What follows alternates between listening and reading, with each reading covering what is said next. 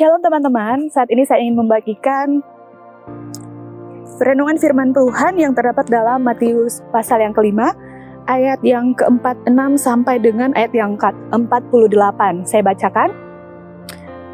Apabila kamu mengasihi orang yang mengasihi kamu, apakah upamu? Bukankah pemungut cukai juga berbuat demikian? Dan apabila kamu hanya memberi salam kepada saudara-saudaramu saja, apakah lebihnya daripada perbuatan orang lain? Bukankah orang yang tidak mengenal Allah pun berbuat demikian? Karena itu haruslah kamu sempurna sama seperti Bapamu yang di surga adalah sempurna. Kata sempurna di sini dikatakan dalam hal bagaimana kita bisa mengasihi orang yang tidak mengasihi kita. Dan kita butuh kasih dari Bapa. Ketika kita telah mengenal Bapa, kita melihat kebaikan Dia dalam hidup kita, kita pasti akan mengasihi orang yang tidak mengasihi kita. Karena Bapa itu penuh dengan belas kasihan. Sama seperti kita, ketika kita tidak mengasihi Bapa, Dia mengasihi kita.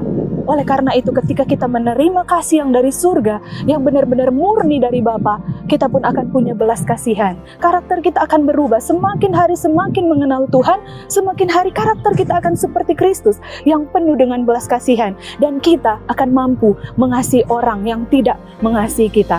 Soalnya di sini dikatakan dalam ayat yang ke-47 berkata, dan apabila kamu hanya memberi salam kepada saudara-saudaramu saja, apakah lebihnya daripada perbuatan orang lain?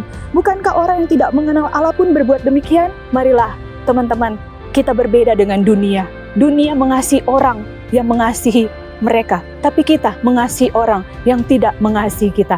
Kiranya firman Tuhan yang singkat ini akan dapat memberkati setiap kita, dan semangat untuk tetap selalu mengasihi sekalipun mereka tidak mengasihi kita. Kita mengasihi mereka agar Kristus hidup di dalam kita dan mereka bisa melihat kasih Kristus sehingga mereka dapat mempermuliakan Kristus di dalam hidup kita. Terpujilah nama Tuhan. Shalom, Tuhan Yesus memberkati.